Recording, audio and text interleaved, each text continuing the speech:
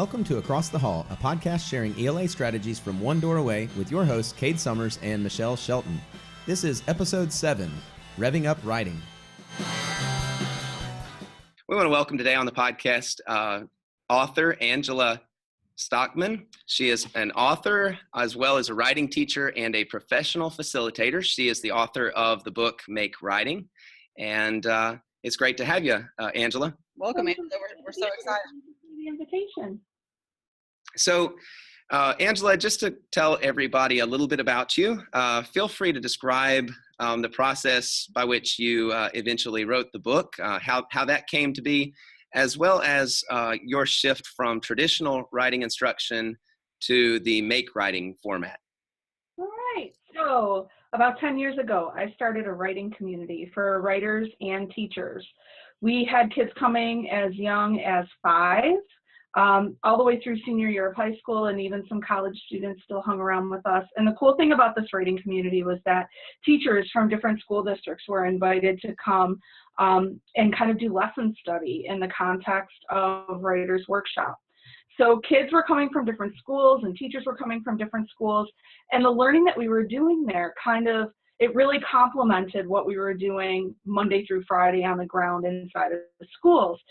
Teachers were able to study what great writing was and how different people approached teaching writing, and they were able to kind of bat ideas around and talk with one another and problem solve and brainstorm together. And I was able to really keep myself rooted in the work of young writers after I left the classroom. I taught for a long time at the middle school and high school levels. I started my career actually at the elementary level too, but I spent less time there.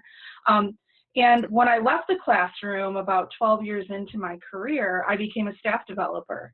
And a lot of the work that I was doing was around Writers' Workshop, traditional Writers' Workshop, which I'm very passionate about, and I still am.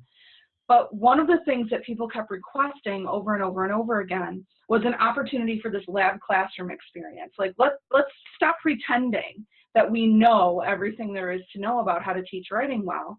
And wouldn't it be really great if, in a very low-risk environment, we could just admit we don't know, position ourselves as learners, and study what kids do. So we were outside of the school system. We were this mixed group. It was kind of this grassrootsy sort of thing, and it was a profound opportunity to really learn from kids. And that's what the book grew out of, my own learning community that I was a part of at the time. One of the commitments that we made was to really seek understanding around things, gather evidence of our learning, and disseminate our findings, give them back to the field. And that was really what motivated my first action research project. I was interested in the shift that some kids might make from defining themselves as resistant writers or kids who really disliked writing to kids who loved writing and could produce high quality writing. What I wanted to study was what was happening in between. And so for a number of years, I documented learning that kids were making visible inside of my writer's studio. I also did the same thing inside of the schools that I was coaching in, because I do staff development Monday through Friday in various forms in English language arts classrooms. And so I took a lot of pictures and I took a lot of video and I interviewed a ton of kids, and I really tried to stay rooted in an I don't know mentality. What might take a resistant writer and inspire them? And this was about 10 years ago when I started looking at all of that qualitative data. There were things that kind of struck me and trends that emerged in the pictures, in the video. When I would interview kids, they were standing up, they were moving around, they were building things and making things, and they were telling stories and making arguments and creating poems and creating all sorts of informational sorts of pieces, but they weren't necessarily using print as their primary modality. They were doing this by building things with loose parts, or acting out skits, or filming things, or making a puppet show, or creating a game. There were kids who were knitting and sewing and cooking, and the invitations inside of my writer's studio expanded in response to these other activities that they were interested in. And my primary motivation was just to try and figure out, what do kids like to do other than writing? Let them do that stuff here, and then see if we can make some sort of connection to writing. And so that's really what motivated Make Writing, is that I took all of my findings from that pretty extensive action research project that was built around the question, what's happening when resistant writers suddenly show some interest in writing and actually start to create good writing? And, you know, that project motivated the book. There were a number of findings that came out of it. One was that making can be a catalyst for writing, or a gateway to writing. So if kids really enjoy cooking, inviting them to write things that help them share their love of cooking with others is a really profound way to hook kids who might be a little bit more resistant. So having them blog recipes or create some sort of podcast, and they have to create the text for it. Another pretty significant finding, though, was that when we treat writing as making, we're able to engage those kids who do not prefer to sit still and type on a computer, or use flat static drafts, or especially blocky graphic organizers that are all on one page. And so at the same time, I was reading Austin Kleon's work, which is amazing, and getting a sense of, you know, his primary premise is that we need to use our hands, and he writes using index cards. And so I bought copies of Steal Like an Artist for the kids at studio, and we did a book study around it, and they started using index cards and Post-it notes and showing me how they were breaking form into blocks and kind of processing block by block rather than draft by draft. So rather than moving kids through an entire rough draft, what would happen if we thought about what the blocks of the draft were first? So very basic story structure might be, somebody wanted but so then. Somebody wanted something, but there's a problem. So they go through all sorts of different attempts to resolve that problem before they're finally able to. What if we just had kids write about their somebody? And we move through the whole writing process, brainstorming, ideation, let them play around with different ways to create that character, give them lots of feedback, and let them revise that piece and make it better before they move on to the second block of their draft. The other thing is that when we have them draw their somebody wanted but so then, build me your somebody wanted but so then, they often will start to add more detail to their builds that can then become words, labels that we stretch out and add to their drafts as well. So this was building stamina for the kids who really needed it, because they were able to really do what Anne Lamott says. And I tweeted something that she is so well known for saying. She talks about the power of short assignments and the 1-inch picture frame, and how she keeps one on her desk. Well, a 2x2 Post-it note for me, it reminds me of that 1-inch picture frame. So one of the big takeaways for me is that if we let kids ideate using Post-it notes instead of graphic organizers, they're movable, they're mixable. Kids will experiment more, they'll brainstorm deeper, they'll be more selective. They'll have more to choose from instead of just filling out a graphic organizer. That 1-inch picture frame sort of mentality or metaphor too, it makes writing manageable for kids who are particularly print resistant. And I'm also finding that it addresses another issue that's huge.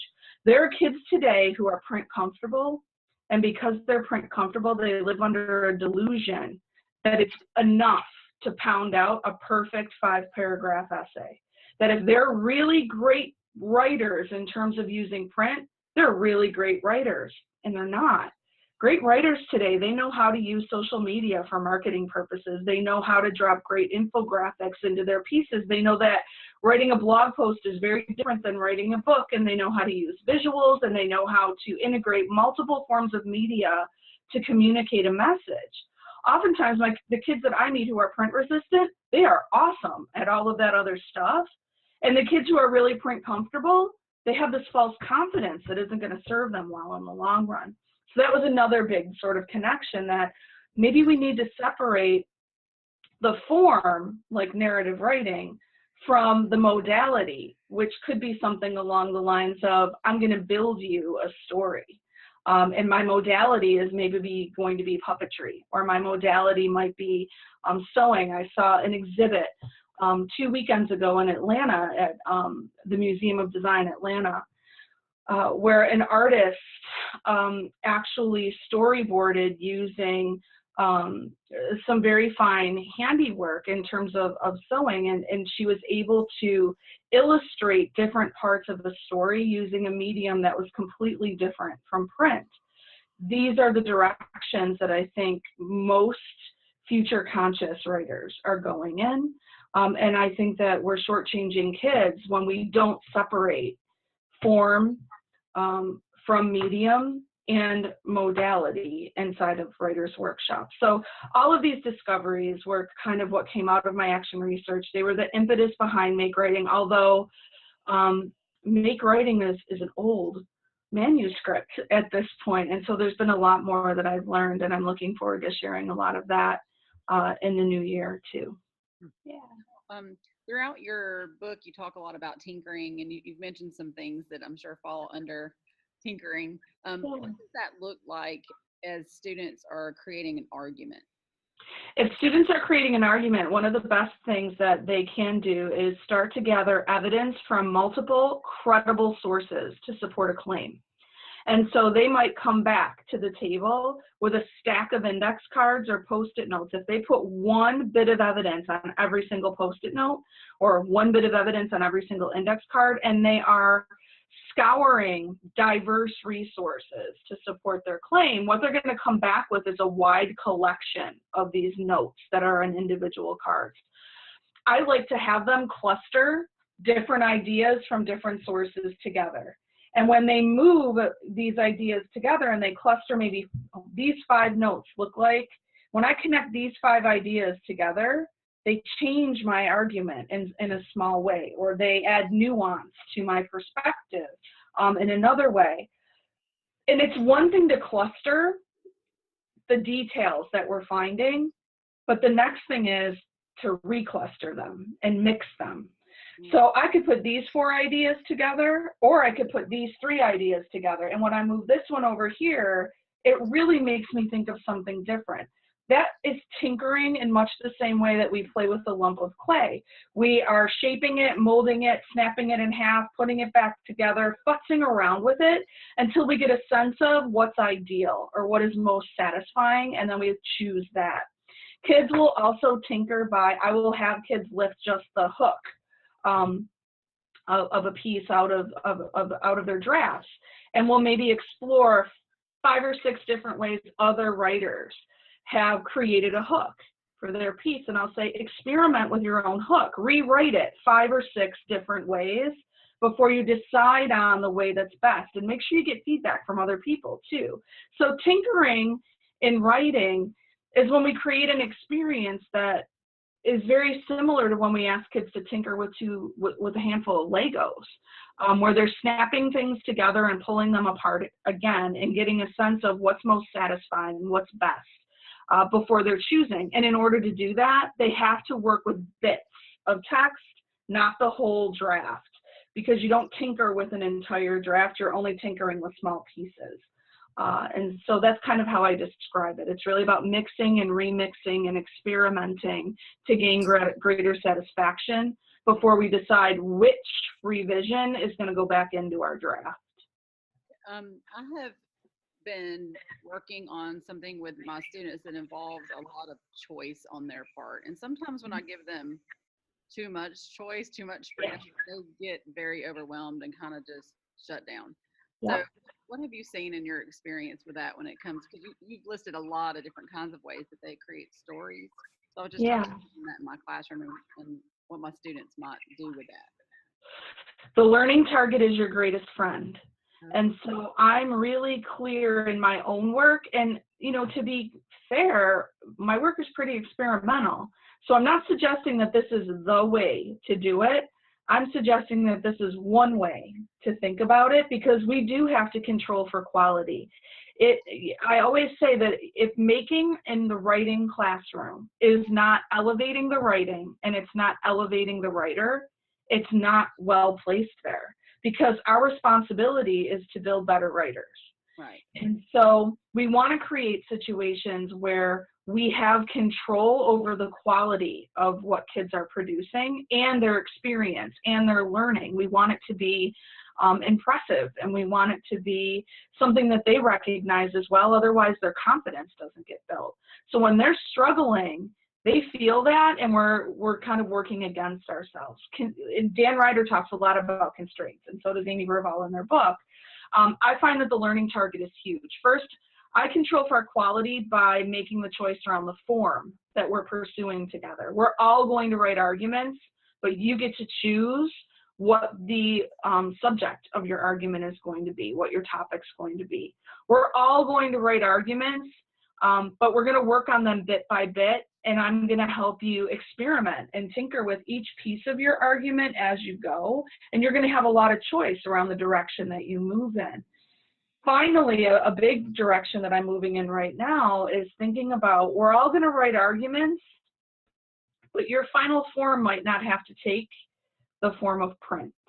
Maybe your argument is going to be a soliloquy. Maybe your argument is going to be a public service announcement. Maybe your argument is going to be a post that you put on Facebook where you are challenging someone's thinking about something. So that final form is a place where kids can have a lot of choice as well, especially if I'm assessing their writing throughout the process. If I'm assessing each block of that argument writing experience bit by bit throughout the process, if I know that they're capable of making a solid claim, if they're capable of finding evidence to support it, if I've watched them attack the counterclaim and challenge that counterclaim in a way that's really sophisticated, and they want to take everything that they've learned and make a public service announcement that's going to convince someone other than me to do or not do something, that is a far more valuable use of their time than making them sit down and pound out some really antiquated draft, and I'm going to be the only one who sees it. So I control form. I know what the target is and what I'm assessing for. And if those are the pieces that I'm playing with, then they can have a lot of choice around medium, modality, how they choose to build each part of their argument. It gives them a lot more license, I think. So one of the things, this is probably in the process that you're describing so far, it probably started at the beginning of a school year, but continues throughout the year. I noticed that in your text, you emphasize a lot about a culture of collaboration, and in what you're describing right now, I get at times almost burn out because I still try to do way too much as a teacher. I try to bounce around the room, student to student, and I feel like there's tons of lost time because some students are so heavily dependent on me and not a peer or not even their own thought processes that they'll virtually do very little or nothing until I can get to them and offer that one-on-one help. How do some of your strategies help alleviate that issue or resolve that issue? One of the things that I always recommend is that teachers keep a chart in their room and make it very clear to kids what they need to be working on until you can get to them. I also think it's really important to have them start self-assessing very early in the year, the first week of school. Are you able to keep working until I get to you? Or are you totally stuck and you can't move forward unless I help you? And that also requires me to sort of take what they're doing and make examples of them sometimes, not in a critical way, but to kind of unpack the decision that they've made for the class. Because they have a really difficult time distinguishing between when I'm totally stuck and I need the teacher and when I really could have kept this moving forward in some way until the teacher was able to come and peek over my shoulder and give me a little bit of support. So a chart can help what to do while you're waiting. And usually I will tell kids to build the things that they don't have words for, build the problem that they're facing or the challenge that they're facing, Build something that's compelling them if they're stuck, if they're blocked, because usually the build will inspire some sort of an idea that will help them move them forward. I will also have them go back and tinker with a different part of their draft that they're feeling totally comfortable with or confident in. And I also believe in giving kids really solid tools to help them assess the quality of their writing, not just rubrics that we use for evaluation, but I really prefer giving kids tools that define what a lot of people refer to as the 6 traits of writing. And so what does idea development look like? Organization, word choice, sentence fluency, voice, these things, when we study them one element at a time, and if kids are given very specific criteria for what they look like in writing, these become powerful tools that allow them to do a bit of self-assessment. I also think the more that we use mentor texts and give kids access to the work of other writers and have them investigate that and get really immersed in it before they produce it themselves, the less likely they are to get stuck or to not know what their options are as they're moving forward. So I think we really need to arm them with a lot of tools that they can kind of lean on while they're waiting for teachers to come and check in with them. But I also think we need to do a good job over the course of the year of helping kids identify, you really do have the tools at your disposal to make some decisions and move yourself forward here. You don't always have to rely on me. I honestly think that this is why we need to support peer review in a much better way in most classrooms. Kids don't do a good job with it, and so we give up and we say they can't do it. But I honestly think that if we can teach peer review and coach peer review bit by bit and scaffold them to more sophisticated practices over the course of the year, and even check in with them at the end of every peer review session. How well did peer review go today, and how can we make it better next time?